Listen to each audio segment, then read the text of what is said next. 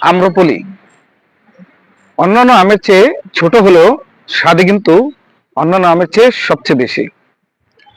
তবে এই আম্রপলি নাম হওয়ার পিছনে কিন্তু একটা বিরাট বড় ইতিহাস আছে। অনেকে হয়তো জানেন, আবার অনেকে জানেন না। যারা জানেন না তাদের জন্য এই আম্রপলি নামের ইতিহাসটা বলছি। আম্রপলি ছিল একজন নারীর নাম। সে ছিল অনিন্দ্য সুন্দরী, অনেক বেশি সুন্দরী। আম্রপলি ছিলেন অনেক সুন্দরী, সেটা ঠিক আছে, কিন্তু তিনি ছিলেন একজন পতিতা, দেহ ব্যবসায়ী যাকে বলে। এটা হচ্ছে প্রায় 2500 বছর আগের ঘটনা। ভারতের বৈশালী নামে একটা রাজ্য ছিল, বর্তমানে যেটা বিহার রাজ্যের অন্তর্গত। খুব ছোট বয়সে, একেবারে শিশুকালে, মহানামান নামে একজন ব্যক্তি তাকে একটি আম গাছের নিচে খুঁজে পায়। তার আসল বাবা মাকে ইতিহাস ঘেটেও সে সম্পর্কে জানা যায়নি। যেহেতু তাকে আম গাছের নিচে খুঁজে পাওয়া যায়, তাই তার নাম রাখা হয় আম্রপলি। আম্র অর্থ হচ্ছে আম, আর পলি অর্থ হচ্ছে নতুন পাতা। সে যেহেতু সুন্দরী ছিল, তাই তার নাম রাখা হয়েছিল আম্রপলি। তো আম্রপলি যখন ধীরে ধীরে বড় হতে থাকে, শিশুকাল থেকে যখন সে কৈশোরে পৌঁছায়, তখন মানুষ তার রূপে পাগল হয়ে যায়। সে এতই সুন্দরী ছিল যে ওই এলাকার মানুষজন তার জন্য পাগল ছিল। একেবারে ধনী থেকে দরিদ্র, ছোট থেকে বড়, এমন কোনো পুরুষ ছিল না যে তাকে দেখে পাগল হয়। আম্রপলিকে নিয়ে ওই এলাকাতে একেবারে ঝগড়া লেগে যেত, মানুষের মধ্যে মারামারি লেগে যেত। তো এই অবস্থা দেখে কোন একটা সমাধান খোঁজার কথা বলল তার বাবা মা। গ্রামের যারা গণ্যমান্য ব্যক্তি ছিলেন তাদের কাছে গেলেন যে এর একটা সমাধান বের করার জন্য। তো গ্রামের যারা ধনী ছিলেন, গণ্যমান্য ব্যক্তি ছিলেন, ধনবান ছিলেন, তারা একটা সভা ডাকলেন। সেই সবাই সবাই মিলে সিদ্ধান্ত নিলেন যে আম্রপলি কারো একার হবে না, তাকে কেউ বিয়ে করতে পারবে না, কারণ তার রূপ। সবাই সিদ্ধান্ত নিল আম্রপলি কারো একার হবে না, আম্রপলি হবে সবার। তার মানে হচ্ছে আম্রপলি হবে নগর বধূ, যেটাকে খাঁটি বাংলায় বলা হয় একেবারে পতিতা। সেই সভায় আম্রপলি 5টি শর্ত দেয়। প্রথম শর্ত ছিল তার যে ওই এলাকার সবচেয়ে যে ভালো এলাকা, সুন্দর, ওই এলাকাতে তার বাড়ি করে দিতে হবে। সে অনুযায়ী তার বাড়ি করা হয় একটা আম বাগানে, আম্র বাগানে। দ্বিতীয়ত হচ্ছে তার প্রতি রাতের জন্য 500 স্বর্ণ মুদ্রা দিতে হবে। তৃতীয় হচ্ছে একজনের বেশি কোনো পুরুষ তার রুমে ঢুকতে পারবে না। চতুর্থত ছিল যে তার খুঁজে, অন্য কোনো শত্রুর খোঁজে তার রুমে সপ্তাহে একবারই প্রবেশ করতে পারবে। তো এরকম কয়েকটি শর্ত দিয়ে সে রাজি হয়। সেই থেকে আম্রপলি হয়ে যায় নগর বধূ, মানে রাষ্ট্র ঘোষিত যে পতিতা, এটা মনে হয় ইতিহাসে খুবই বিরল। তো 2500 বছর আগে সেই ঘটনা ঘটে। এরপর থেকে মানুষ তার রূপে পাগল হতে থাকে। তার এই রূপের কথা তার দেশ ছাড়িয়ে বিদেশেও ছড়িয়ে পড়ে। ভারতের মগধ রাজ্যের রাজা ছিলেন বিম্বিসার। তার ছিল 500 মতন স্ত্রী। সে যখন একদিন নর্তকীদের নাচ দেখছিল, ওই নর্তকীদের নাচ দেখে সে মুগ্ধ হয়ে বলল যে এত সুন্দর নাচ বা এত সুন্দরী নর্তকী আর হতে পারে না। তখন তার সভাসদের একজন বলল যে সে আম্রপলির নখের যোগ্য না।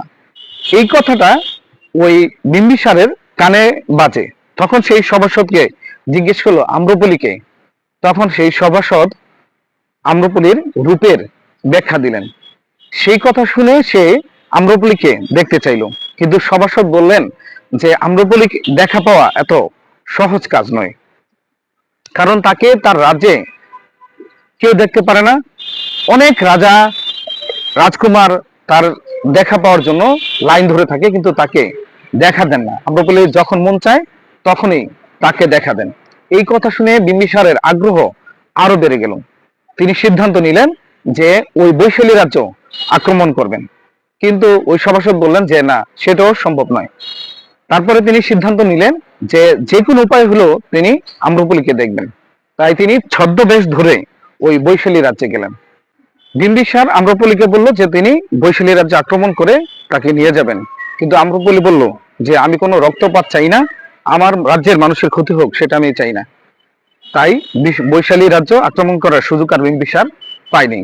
এদিকে বিম্বিসারের ছেলে অজাত শত্রু, তিনিও আম্রপলি রূপে পাগল ছিলেন। আম্রপলিকে তিনিও পেতে চেয়েছেন। এই জন্য সে বিম্বিসারকে বন্দি করলো এবং সিংহাসন দখল করলো।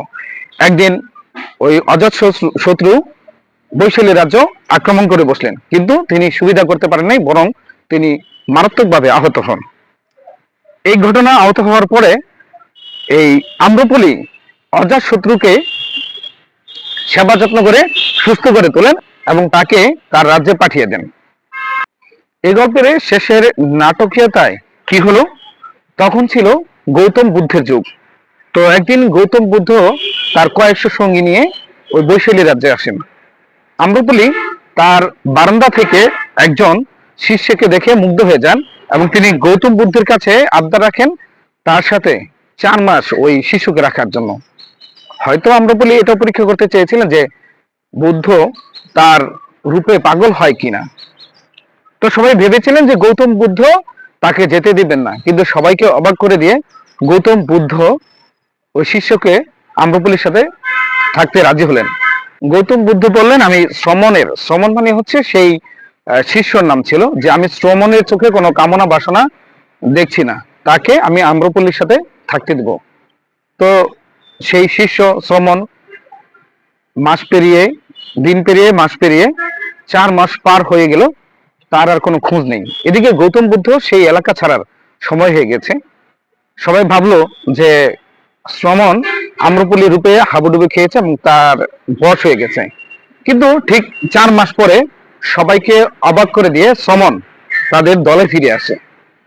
আম্রপলি তখন বলল যে আমি এমন কোনো চেষ্টা বাদ রেখিনি শ্রমণকে আমার রূপের জালে ফাঁসানোর জন্য, কিন্তু সে কোনোভাবেই রাজি হয়নি। তখন আম্রপলি গৌতম বুদ্ধের কাছে একটা আবদার রাখলেন যে আমি আপনাদের সাথে সন্ন্যাসী হতে চাই। তখন আম্রপলি তার সবকিছু, তার সম্পদ যা কিছু ছিল সবকিছু ছেড়ে দিয়ে গৌতম বুদ্ধের সাথে সন্ন্যাসীতে যোগ হন। সেই আম্রপলির রূপের মতোই এই গাছের নাম রাখা হয় আম্রপলি। এই আমের নাম তখন থেকেই আম্রপলি নাম হয়।